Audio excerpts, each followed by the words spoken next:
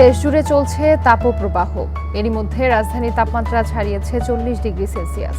আবহাওয়া অধিদপ্তর জানিয়েছে, এপ্রিল জুড়েই তাপমাত্রা ওঠানামা করবে 36 থেকে 42 ডিগ্রির মধ্যে। তবে বাতাসে জলীয় বাষ্প বেশি থাকায় গরম অনুভূত হবে এর চেয়েও বেশি।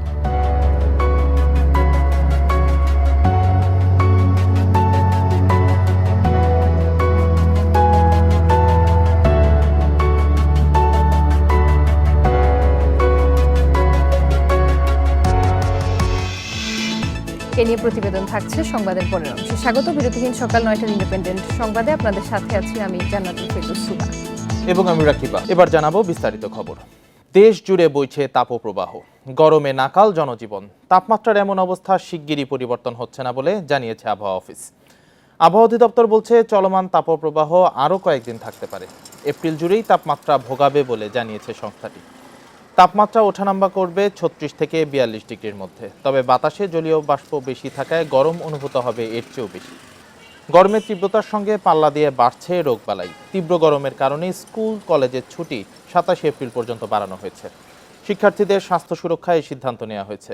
এদিকে পরবর্তী ঘোষণা না দেওয়া পর্যন্ত জাতীয় বিশ্ববিদ্যালয়ে অধিভুক্ত সব কলেজের ক্লাস বন্ধ ঘোষণা করা হয়েছে।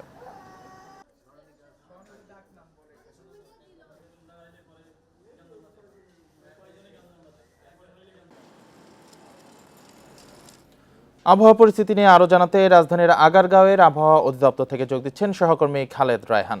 রায়হান, আজকের আবহাওয়া পরিস্থিতি নিয়ে কি পূর্বাভাস পাওয়া যাচ্ছে? আবহাওয়া অধিদপ্তর থেকে বলা হচ্ছে পুরো এপ্রিল জুড়ে 36 থেকে 42-এর মধ্যে তাপমাত্রা থাকবে। তো আজকের তাপমাত্রা কেমন হতে পারে? দেখুন, চলমান যেই তাপদাহ চলছে সেটি পুরো মাস জুড়েই থাকবে। তবে বুধ বৃহস্পতিবারের দিকে তাপমাত্রা কিছুটা কমতে পারে, 1 থেকে 2 দিন তাপমাত্রা কিছুটা কমে তারপরে আবারও তাপমাত্রা বাড়ার সম্ভাবনার কথা বলছে আবহাওয়া অফিস। এবং সহসাই রাজধানীতে বৃষ্টি হওয়ার কোনো সম্ভাবনা নেই, যদিও তারা বলছেন সিলেট, ময়মনসিংহ, চট্টগ্রাম এলাকাতে আজকে থেকে শুরু করে আগামীকাল এবং পরশুদিন খুবই সামান্য বৃষ্টিপাতের সম্ভাবনা রয়েছে। তবে সেই বৃষ্টিপাতের কারণে তাপমাত্রা কমার কোনো সম্ভাবনা নেই।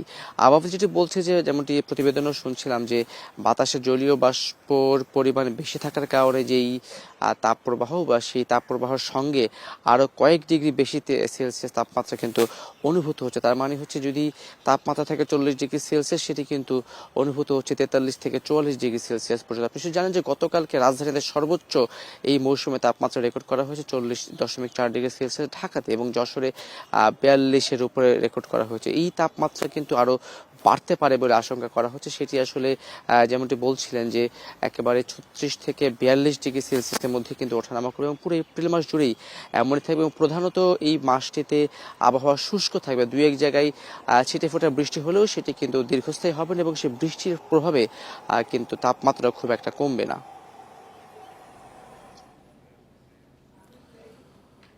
আবহাওয়ার পূর্বাভাস নিয়ে জানাচ্ছিলেন সহকর্মী খালেদ রায়হান। এ মাসে 42 ডিগ্রি পর্যন্ত তাপমাত্রা ওঠার পূর্বাভাস থাকলেও এরই মধ্যে এই সীমা অতিক্রম হয়েছে। দেশের বেশিরভাগ জায়গায় সহসা বৃষ্টির সম্ভাবনাও দেখছে না আবহাওয়া অফিস। সিলেট ও চট্টগ্রাম অঞ্চলে কিছুটা বৃষ্টি হলেও তাতে উত্তাপ কমবে না। এদিকে রাজধানীতে মৌসুমের সর্বোচ্চ তাপমাত্রা মাপা হয় শনিবার 40.4 ডিগ্রি সেলসিয়াস। এদিন ফকিরাপুলে হিট স্ট্রোকে আক্রান্ত হয়ে এক বৃদ্ধ মারা যান। 2023 সালে দেশের সর্বোচ্চ তাপমাত্রা ছিল পাবনার ঈশ্বরদীতে 43 ডিগ্রি সেলসিয়াস। সে সময় ঢাকায় সর্বোচ্চ তাপমাত্রা মাপা হয় 40.6 ডিগ্রি। এবারও তাপপ্রবাহে পড়ছে রাজধানী। খুব প্রয়োজন ছাড়া ঘর থেকে বের হচ্ছেন না নগরবাসী। যারা সড়কে নামছেন তারা আখের রস কিংবা শরবতে স্বস্তি খুঁজছেন। তীব্র গরমে তো সবার অবস্থাই খুবই খারাপ, অতিরিক্ত তাপমাত্রা, সবাই ঘামতেছি। সো এই গরমে মানুষ ঠান্ডা কিছু খাওয়াতেই স্বস্তি পাচ্ছে। একদম গরমে ক্লান্ত এবং মর্মাহত হয়ে আছি। আমরা গরমে খুব কষ্ট ভোগ করছি। চলাফেরা করা খুব খুব তাপপ্রবাহ চলতেছে। একটু খালি একটু ভালো লাগে আর কি কিছুক্ষণের জন্য। এবারের তাপপ্রবাহকে অতি তীব্র বলছে আবহাওয়া অফিস। রাজধানীতে মৌসুমের সবচেয়ে বেশি তাপমাত্রা রেকর্ড হয় শনিবার বিকেল 3:30টায় 40.4 ডিগ্রি সেলসিয়াস। ঢাকার তাপমাত্রা রেকর্ড করা হয়েছে 40.4 ডিগ্রি সেলসিয়াস, যা তীব্র তাপপ্রবাহের আওতাধীন। এবং ঢাকা, ফরিদপুর, গোপালগঞ্জ, মাদারীপুর, মানিকগঞ্জ এই সব জায়গার তাপমাত্রা 40 ডিগ্রি সেলসিয়াসের উপরে রয়েছে। ভারী বৃষ্টি ছাড়া এই তাপমাত্রা কমবে না। তবে এখনই কোনো সম্ভাবনা দেখছে না আবহাওয়াবিদরা। জানান, সিলেট ও চট্টগ্রাম বিভাগে কিছুটা বৃষ্টি হলেও পরিস্থিতি পাল্টাবে না। নরসিংদীতে বৃষ্টি হয়েছে, নারায়ণগঞ্জেও বৃষ্টি হয়েছে, সিরাজগঞ্জে বৃষ্টি হয়েছে, ব্রাহ্মণবাড়িয়ায় বৃষ্টি হয়েছে, সিলেট এবং চট্টগ্রামের অনেক জায়গায় ক্ষুদ্র পরিসরে বৃষ্টি হয়েছে।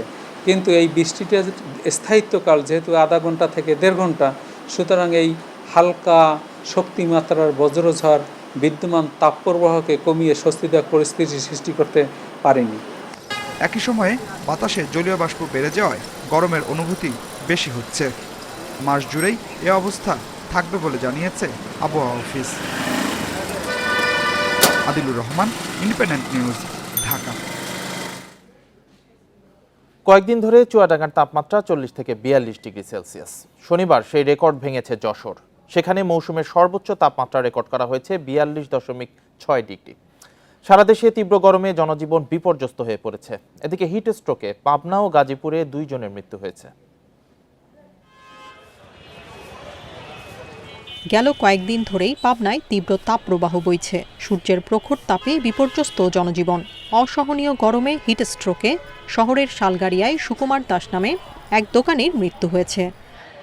ওনার আশপাশ থেকে যারা নিয়ে আসছে তারা বলছে যে উনি চা খাচ্ছিলেন, চা খেতে খেতে হঠাৎ করে মাথা ঘুরে পড়ে গেছে, তারপরে সাথে সাথে ওরা নিয়ে আসছে। কিন্তু যখন নিয়ে আসছে তখন অলরেডি আমরা দেখছি যে উনি মৃত।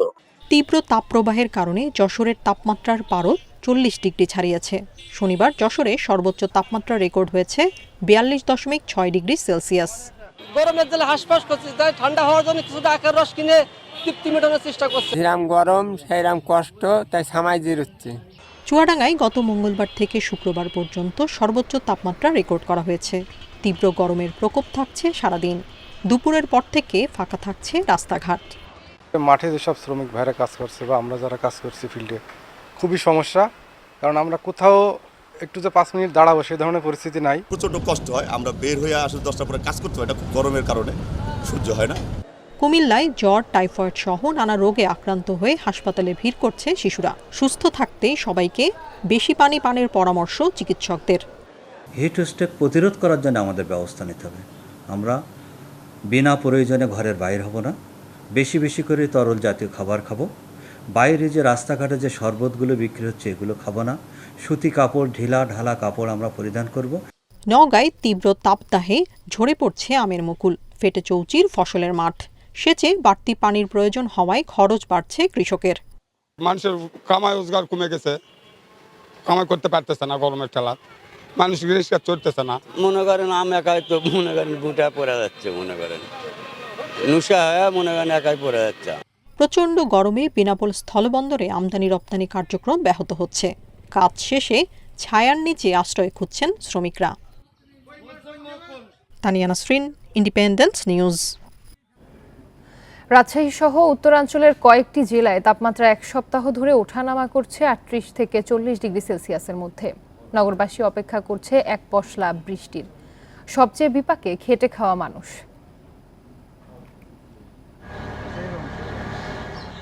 সপ্তাহখানেক ধরে রাজশাহী সহ উত্তরাঞ্চলের বিভিন্ন জেলায় তাপমাত্রা ওঠানামা করছে 38 থেকে 40 ডিগ্রি সেলসিয়াসের মধ্যে। বইছে মাঝারি থেকে তীব্র তাপদাহ। সকাল গড়িয়ে দুপুর হতেই তেতে উঠছে পথঘাট। তৃষ্ণার্ত পথচারীরা ভিড় করছেন পানীয়র দোকানে। তীব্র রোদে ছাতা ছাড়া বের হলে পড়তে হচ্ছে বিপাকে। খুব এই দুর্ভোগ, রৌদ্রের তাপে বের হয় বিপদ। এটা তাদের জীবন চালাতে হবে, এজন্য তারা চলতেছে। যারা চলার মতন কোনো ব্যবস্থা আছে তারা এই রোদ্রে বাইরে হবে।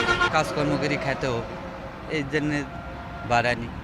আর যে তাপ মনে হচ্ছে যে মরে যাব। প্রচণ্ড গরমে কষ্ট বেড়েছে খেটে খাওয়া মানুষের। পেটে দায়ে করা রোদ মাথায় নিয়ে বের হচ্ছেন অনেকে। নিতান্ত প্রয়োজন ছাড়া ভর দুপুরে বাইরে বের হচ্ছেন না কেউ।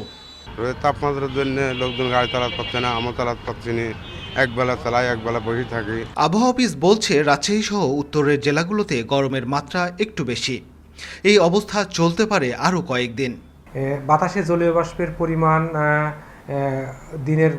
দিনের মধ্যভাগ সময়গুলোতে 20 থেকে 30% মধ্যে নেমে আসতেছে। এই কারণে অস্বস্তির পরিমাণ বেশি লাগছে। এই সময়গুলোতে সূর্য কিরণ লম্বভাবে কিরণ দেওয়ায় ভূপৃষ্ঠ তাড়াতাড়ি উত্তপ্ত হয়ে তাপপ্রবাহ দ্রুত বেড়ে যাচ্ছে। গরমের কারণে রাজশাহী মেডিকেলে বাড়ছে রোগী। ডায়রিয়া সহ মাত্রাতিরিক্ত গরমজনিত সমস্যায় আক্রান্ত হয়ে গড়ে প্রতিদিন হাসপাতালে আসছেন 150 থেকে 200 জন। Mustafizur Rahman, Independent News, Rajshahi. তীব্র গরমে রাজধানীর হাসপাতালে বাড়ছে নিউমোনিয়ায় আক্রান্ত শিশুর সংখ্যা। বেশিরভাগ হাসপাতালের শিশু ওয়ার্ডেই শয্যা খালি নেই। এ বিষয়ে আরও জানাতে শিশু হাসপাতাল থেকে যোগ দিচ্ছেন সহকর্মী আদিলুর রহমান। আদিলুর, অসহনীয় গরম পড়ছে, গরমের কারণে হাসপাতালে কি পরিমাণ শিশু রোগী বেড়েছে আর কি ধরনের জটিলতায় পড়ছে তারা?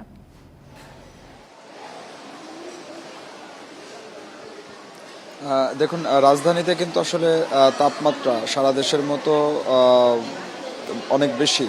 গতকাল এই রাজধানীতেই কিন্তু আসলে 40.4 ডিগ্রি সেলসিয়াস তাপমাত্রা রেকর্ড করা হয়েছে, যেটি আসলে এই বছরের মধ্যে সর্বোচ্চ তাপমাত্রা। এবং এই যে গরম এবং তীব্র গরমের কারণে নানা ধরনের যে অসুখ, সেই অসুখগুলোতে কিন্তু আসলে আক্রান্ত হচ্ছে। আমরা এই মুহূর্তে আছি আসলে শিশু হাসপাতালে। শিশু হাসপাতালের বেডগুলোতে আমরা আসলে দেখছি যে কোনো শয্যা কিন্তু আসলে ফাঁকা নেই। এখন এই পরিস্থিতি যদি আসলে আরও কয়েকদিন চলতে থাকে, তাহলে এই শিশু হাসপাতালে চিকিৎসা সেবা দিতে কিন্তু আসলে অনেকটা হিমশিম খেতে হবে এই চিকিৎসক নার্সদেরকে। এখন পর্যন্ত বেডেই আসলে জায়গা পাচ্ছে, ফ্লোরে বা সিঁড়ির কাছে যে রোগীর অনেক বেশি চাপ, সেটি আসলে দেখা যাচ্ছে না, কিন্তু শয্যাগুলো আসলে সবই পূরণ হয়ে গেছে। এবং এই যে গরমে ডায়রিয়া, নিউমোনিয়া, ঠান্ডা, জ্বর, কাশি, এইতে কিন্তু আসলে শিশুরা আক্রান্ত হচ্ছে। আমরা কয়েকজন অভিভাবকের সাথে কথা বলছিলাম এবং তারা আসলে যেটি বলছিলেন যে যেসব শিশু আক্রান্ত হচ্ছে তাদের কিন্তু আসলে পুরোপুরি সুস্থ হতে অনেকটা সময় লেগে যাচ্ছে। এবং শুধু এই শিশু হাসপাতালে ঢাকার শিশু নয়, ঢাকার বাইরের বিভিন্ন জেলা থেকে কিন্তু আসলে অসুস্থ শিশুকে তার বাবা মা নিয়ে আসছেন হাসপাতালে চিকিৎসা সেবা দেওয়ার জন্য। কিছুক্ষণ আগে আমার একজনের সঙ্গে কথা হচ্ছিল, তারা ফরিদপুরে বেশ কয়েকদিন আসলে চিকিৎসা সেবা দিয়েছেন, কিন্তু শিশু সুস্থ না হওয়ার কারণে এই শিশু হাসপাতালে আবার নিয়ে আসা হয়েছে। এরপরে এখনও কিন্তু আসলে তার শিশুটি 7 দিন হয়ে গেছে, সে এখনও সুস্থ হয়নি।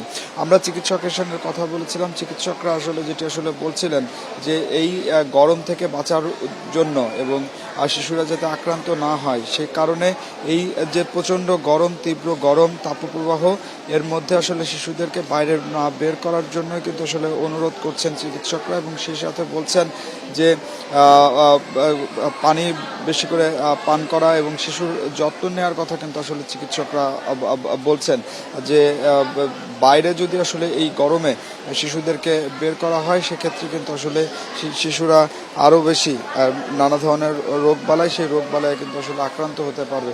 শুধু শিশুরা নয়, এই গরমের কারণে শিশু এবং বৃদ্ধ, এই দুই শ্রেণীর মানুষ কিন্তু আসলে সবচেয়ে বেশি ঝুঁকির মধ্যে রয়েছেন। তো আমার কাছে শিশু হাসপাতাল থেকে এটাই ছিল এখনকার সবশেষ। রাজধানীর শিশু হাসপাতাল থেকে গরমজনিত রোগের প্রকোপ নিয়ে জানাচ্ছিলেন সহকর্মী আদিলুর রহমান। তীব্র গরমে দুর্বিষহ জীবন, ঘরে বাইরে কোথাও যেন শান্তি নেই। একটু স্বস্তির পরশ পেতে এসি, এয়ার কুলার এবং ফ্রিজের বিক্রি বেড়েছে। এখন এসি, ফ্রিজের দোকানে বেশ ভিড়। বিক্রেতারা জানিয়েছেন এবার তীব্র গরমে এসি, ফ্রিজের চাহিদা বেড়েছে 30%। বেসরকারি চাকুরিজীবী নাভিদ আলম বৃদ্ধ মায়ের জন্য এসেছেন এসি কিনতে। জানালেন এবারের গরম অসহ্য, বাসার শিশু ও বয়স্করা কষ্ট পাচ্ছেন। ওয়েদারের যে কন্ডিশন, তাতে এবার অলরেডি ধরুন 40+ এরকম টেম্পারেচার দেখা যাচ্ছে। সো আমার বাসায় যেমন 2টা বাচ্চা আছে, প্লাস হচ্ছে আমার মা আছে। সো এইবার এসিটা বেসিক্যালি আসলে আমার মায়ের রুমের জন্যই কেনা। নাভিদ আলমের মতো তীব্র গরম থেকে একটু স্বস্তি পেতে অনেকেই ভিড় জমাচ্ছেন এসির দোকানে। দেশের বাসাবাড়িতে 1.5 থেকে 2 টনের এসির চাহিদা বেশি। কম আয়ের মানুষের পছন্দ এয়ার কুলার, পাশাপাশি ফ্রিজ, ফ্যানের বিক্রিও বেড়েছে। তো মধ্যবিত্তের জন্য আসলে দামটা যদি আরেকটু কম হতো তাহলে আমাদের জন্য ভালো হতো আর কি। বাজার সংশ্লিষ্টরা বলছেন গত বছরের একই সময়ের তুলনায় চলতি মৌসুমে এসির চাহিদা 25 থেকে 30% বেড়েছে। অলরেডি শোরুমগুলোতে সাজানো হয়েছে। তো গত বছরের তুলনায় আমরা 50% মতো আমরা বেশি বিক্রি পাচ্ছি আর কি। বিক্রেতারা জানালেন তাপমাত্রা বৃদ্ধির পাশাপাশি মার্চ থেকে এসির বিক্রি বেড়েছে। তবে ক্রমাগত মূল্যস্ফীতির কারণে অনেকে নির্দিষ্ট বাজেটে এসি ফ্রিজ কিনতে পারছেন না। এজন্য লাভ কমিয়ে বিশেষ মূল্য ছাড় দিয়ে বিক্রি বাড়াচ্ছে কোম্পানিগুলো। দেশি প্রোডাক্টের প্রতি কাস্টমাররা বেশি ঝুঁকে পড়ছে। ওয়ারেন্টি গ্যারান্টি ক্লেমের একটা বিষয় আছে, যেটাতে দেশি কোম্পানিগুলো খুব তাড়াতাড়ি যে কাজগুলো করে দেয়। এয়ার কুলার এবং আমাদের যে চার্জার ফ্যান এবং সাথে যে আমাদের সিলিং ফ্যান, আমাদের ওয়াল ফ্যান সহ যে অন্য প্রোডাক্টগুলো আমাদের মাশাআল্লাহ ভালো সেল হচ্ছে। এটা স্পেশাল ডিসকাউন্ট অফার চলতেছে, তো সেক্ষেত্রে কাস্টমার অনেক স্যাটিসফাইড। সংশ্লিষ্ট কোম্পানিগুলো জানিয়েছে বছরে এসির বাজার ৬,০০০ কোটি টাকা। এবার বাসাবাড়ির জন্য ৬.৫ লাখ এসি বিক্রি হতে পারে। একরামুল ইসলাম, ইন্ডিপেন্ডেন্ট নিউজ, ঢাকা। তীব্র দাবদাহের মধ্যে সারা দেশে দীর্ঘ সময় লোডশেডিং দেখা দিয়েছে। এতে ফসলের ক্ষেতে পর্যাপ্ত সেচ দিতে পারছেন না কৃষকেরা। ব্যাহত হচ্ছে বোরো আবাদ। ফলন কমার শঙ্কার পাশাপাশি উৎপাদন খরচ বেড়ে যাওয়ার দুশ্চিন্তায় পড়েছেন কৃষকেরা। গরমে গ্রাম থেকে শুরু করে বন্দর শহর সবখানে চলছে লোডশেডিং। বোরো ধানে সেচ দিতে না পারায় দুশ্চিন্তায় কৃষকরা। শেরপুরে বিদ্যুৎ বিভাগের চাহিদা ৬০ মেগাওয়াটের বিপরীতে পাওয়া যাচ্ছে ২৫ থেকে ২৮ মেগাওয়াট।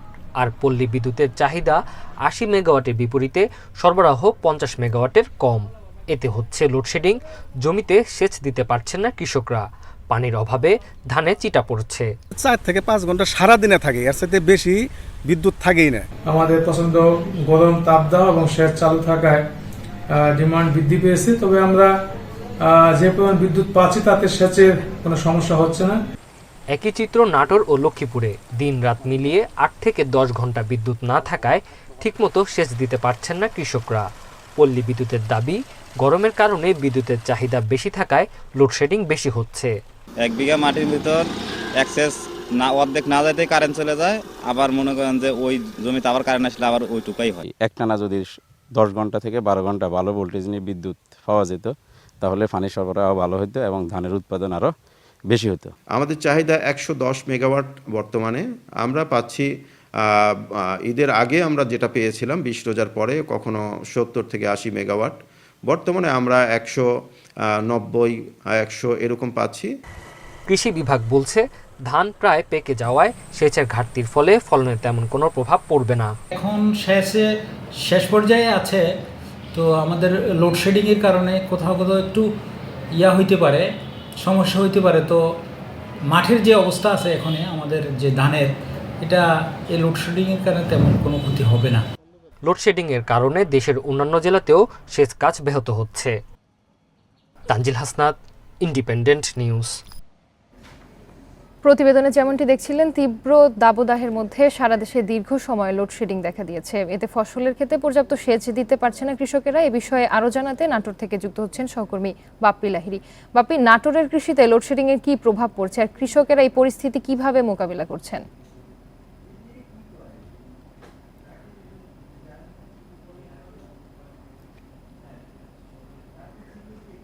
আমাদের কিন্তু কৃষকেরা এখন বড় একটি লোকসানের মাঝে পড়েছে বলে আমাদেরকে জানাচ্ছেন যে আসলে এই মুহূর্তে ধানের যে অবস্থা রয়েছে তাতে যদি পর্যাপ্ত পরিমাণে পানি দিতে না পারে তাহলে ধানের ফলন প্রায় অর্ধেকে নেমে আসবে, এরকম একটা আশঙ্কা করছেন কৃষকেরা। কারণ এখন ধানের জমিতে যে পরিমাণে পানির চাহিদা সেই পরিমাণে পানি আসলে তারা দিতে পারছেন না, কোনোভাবে না পাচ্ছেন যে মেশিন দিয়ে, শ্যালো মেশিন দিয়ে পানি তুলে তারা জমিতে দিতে না পাচ্ছেন, ডিপের কোনো মেশিন দিয়ে জমিতে পানি দিতে। আসলে সবচেয়ে বড় সমস্যা হচ্ছে যে এখন বিদ্যুৎ না থাকায় তারা আসলে পর্যাপ্ত পানি কিন্তু তারা জমিতে দিতে পারছেন না। আমি যদি এখন দেখাই যে আমার এই পাশে মানে গোটা বিলটাতে এখন যে পরিমাণে ধান রয়েছে এবং ধানের বর্তমান যে পরিস্থিতি রয়েছে, এই পরিস্থিতিতে এখন কিন্তু আসলে পর্যাপ্ত পানি প্রয়োজন বলে এখানকার কৃষকরা আমাদেরকে জানাচ্ছেন। আসলে কিন্তু সেই পরিমাণে তারা লোডশেডিং এর কারণে শুধুমাত্র এই পরিমাণে পানি তারা পাচ্ছে না। এখন ধান অনেক ধানের জমিতে আমাকে কৃষকরা বলছেন যে ধান কিন্তু চিটে হয়ে যাওয়ার একটা মানে আভাস তারা দেখতে পাচ্ছেন জমিতে। বর্তমানে কিন্তু অনেক ধানই আসলে মরে যাওয়ার আশঙ্কা করছেন এখানকার কৃষকেরা, যার কারণে যে পরিমাণে ধান চিটে হবে বা যে পরিমাণে জমি এই ফসল নষ্ট হবে তাতে এই বড় আমাদের লক্ষ্যমাত্রাটা পূরণ হবে কিনা এটাও কিন্তু কৃষকেরা মনে করছেন। তবে আরেকটি বিষয় যদি বলি, আমি এই বিষয় নিয়ে কৃষি বিভাগের সাথে কথা বলেছিলাম। কৃষি বিভাগ কিন্তু আমাদেরকে বলেছে যে এই পরিমাণে রৌদ্র এবং যদি পানির অভাব থাকে তাহলে সেই ক্ষেত্রে কিন্তু আসলে কৃষকেরা লোকসানে পড়বে। আর এই বিষয় নিয়ে যখন আমি এই পল্লী বিদ্যুৎ কর্মকর্তাদের সাথে কথা বলেছিলাম, তারা কিন্তু আমাদেরকে জানিয়েছে যে আসলে এখন পর্যন্ত কৃষকের যে চাহিদা সেই চাহিদা হিসেবে তারা বিদ্যুৎ দিচ্ছে। আসলে পল্লী বিদ্যুৎ এবং কৃষি বিভাগ সহ সাধারণ যে কৃষক রয়েছে তাদের কিন্তু আসলে মতামত তিন রকম হচ্ছে, যার কারণে কৃষকেরা তাদের কথার সঠিকভাবে যে তাদের প্রয়োজন সেই প্রয়োজনটা তাদের কাছে পৌঁছাতে পারছেন না বলে এখানকার কৃষকেরা মনে করছে যে তাদের এই বিষয়টি সঠিক একটা নজর দেওয়া প্রয়োজন। নাটোর থেকে জানাচ্ছিলেন সহকর্মী বাপ্পি লাহিড়ী। বঙ্গবন্ধু শেখ মুজিব ব্যাটারি কমপ্লেক্স উদ্বোধন করতে চট্টগ্রাম যাচ্ছেন প্রধানমন্ত্রী শেখ হাসিনা। সকাল 10:30টায় বঙ্গবন্ধু শেখ মুজিব ব্যাটারি কমপ্লেক্স উদ্বোধনের কথা রয়েছে তার।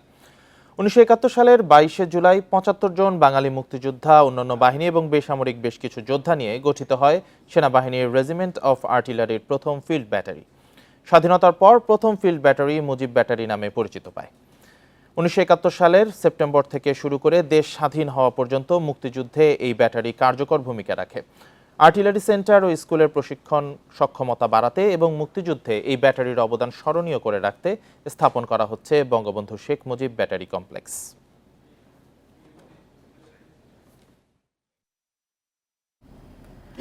সোমালীয় জলদস্যুদের জিম্মি দশা থেকে মুক্ত বাংলাদেশি জাহাজ এমভি আবদুল্লাহ স্থানীয় সময় বিকেলে দুবাইয়ের আল হামরিয়া বন্দরে নোঙর করবে।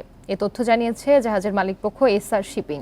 প্রতিষ্ঠানটির সিইও মেহেরুল করিম জানান, জাহাজটি নিরাপদ জায়গায় যাওয়ার পর গতি বাড়ানোয় নির্ধারিত সময়ের একদিন আগেই বন্দরে পৌঁছাবে।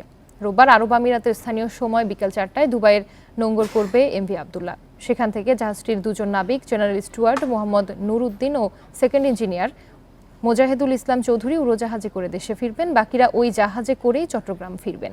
সেক্ষেত্রে নতুন কার্গো নেওয়া সহ সব মিলিয়ে 15 দিন সময় লাগবে, আর সমুদ্রযাত্রায় সময় লাগবে 10 দিন।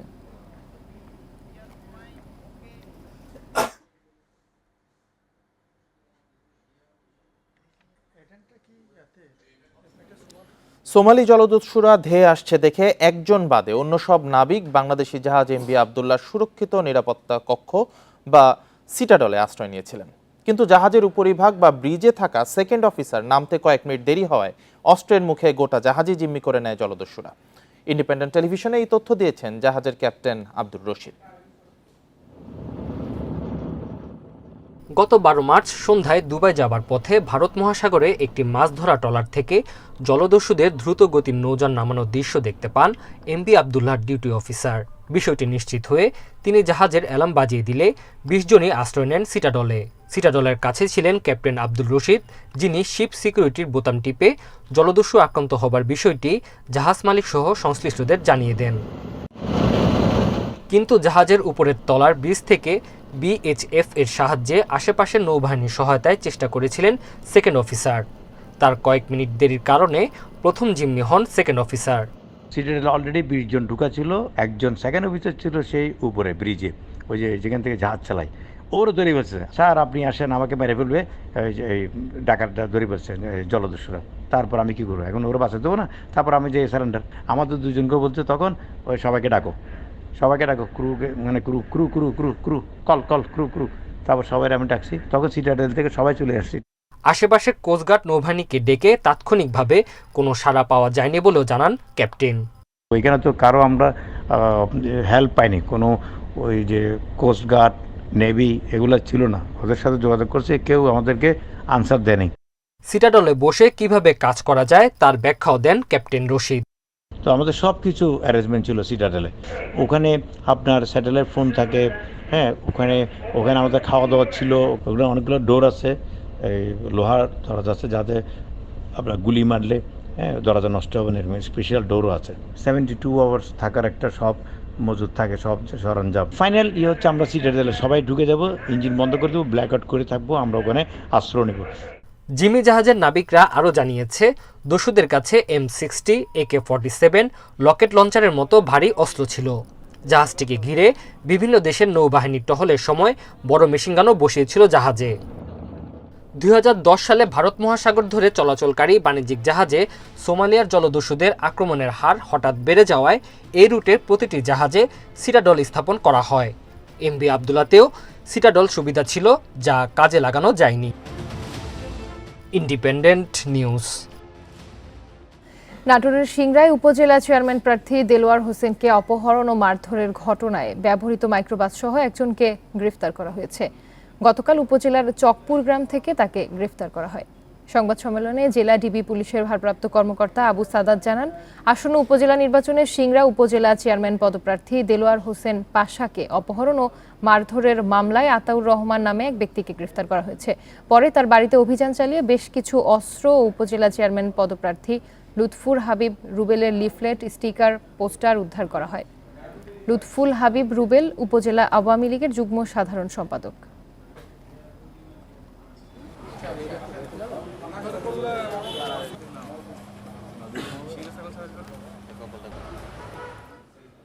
রাজধানীর মালিবাগের বাসা থেকে HM রায়হান নামের এক শিক্ষার্থীর মরদেহ উদ্ধার করা হয়েছে।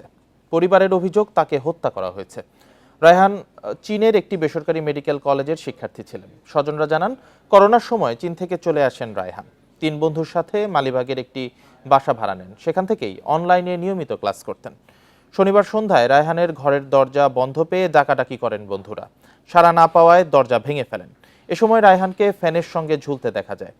পরে ঢাকা মেডিকেলে নেওয়া হলে চিকিৎসক মৃত ঘোষণা করেন। রায়হানের বাড়ি বরিশালের গৌরনদী উপজেলার হাসনাবাদ গ্রামে।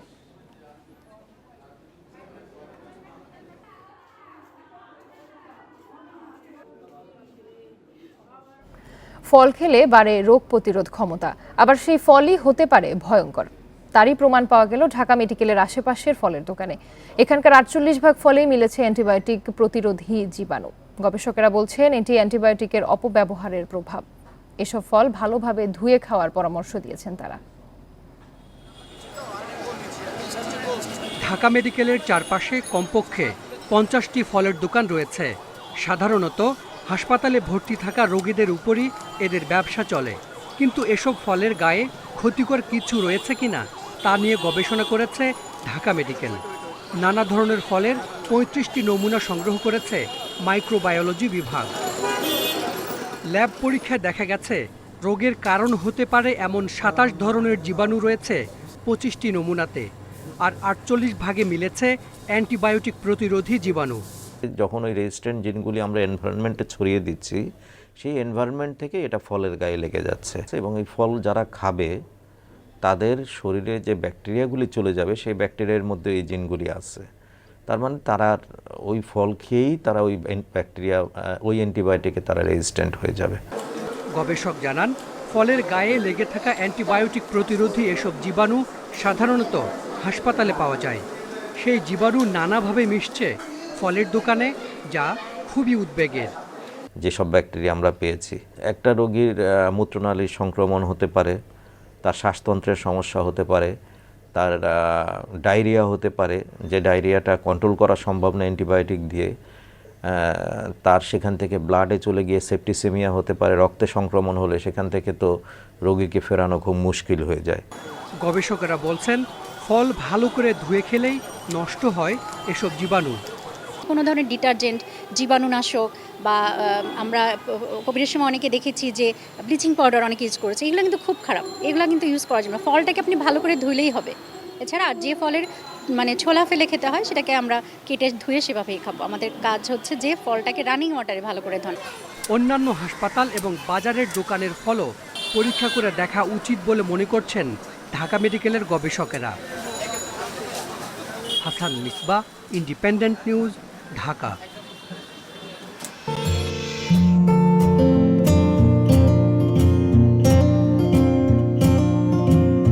জাতীয় চিড়িয়াখানায় ধারণ ক্ষমতার চেয়ে সংখ্যা বেড়েছে হরিণ ও ময়ূরের। তাই বেশ কিছু প্রাণী বিক্রির উদ্যোগ নেওয়া হয়েছে। পাশাপাশি চিড়িয়াখানার আকর্ষণ বাড়াতে শিম্পাঞ্জি ও গরিলা কিনতে চায় কর্তৃপক্ষ।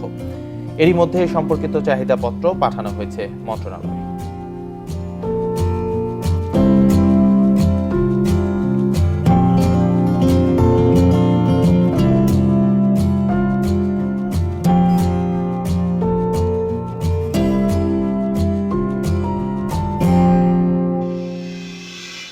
এ নিয়ে প্রতিবেদন থাকছে সংবাদের পরের অংশে। পরবর্তী সংবাদে চলে যাচ্ছি।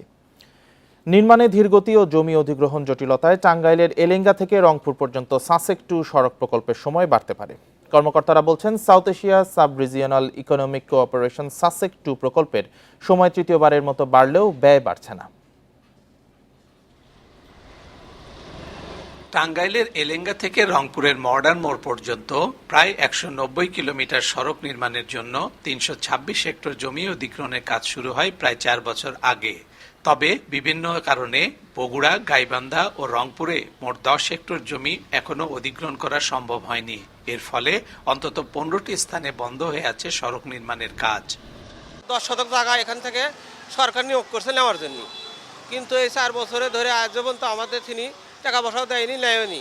অধিগ্রহণ কার্যক্রম চলমান আছে, কিন্তু এখনো আমরা 8 ধারার নোটিশ এখনো পাই নাই, যার কারণে আমরা আমাদের স্থাপনা ভাঙতেও পাচ্ছি না। কর্মকর্তারা বলছেন, জমি অধিগ্রহণ নিয়ে জটিলতা কাটায় খুব শীঘ্রই অধিগ্রহণের কাজ শেষ হবে।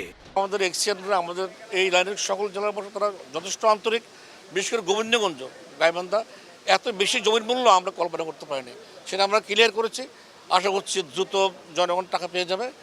প্রায় 16,000 কোটি টাকা ব্যয়ে 2019 সালে শুরু হওয়া সাসেক 2 প্রকল্পের কাজ শেষ হবার কথা ছিল 2023 সালে। তবে করোনা মহামারী সহ নানা কারণে এবছরের জুন পর্যন্ত বাড়ানো হয় প্রকল্পের মেয়াদ। তবে নির্মাণে ধীরগতির কারণে প্রায় 20% কাজ এখনো বাকি। মহাসড়কের কাজ শেষ করতে প্রকল্পের মেয়াদ বাড়ানোর বিকল্প নেই বলছেন কর্মকর্তারা। 190 কিলোমিটার মধ্যে অধিকাংশ কাজ আমাদের শেষ হয়ে যাবে। আমাদের শুধু 3টা জায়গায় কাজ একটু বাকি থাকবে, সেটা হচ্ছে যে গোবিন্দগঞ্জ, আমাদের হাজিকামরুল ইন্টারচেঞ্জ আর এলেঙ্গা। এই 3টা জায়গায় আমরা জমিটা একটু পরে বুঝে পেয়েছি।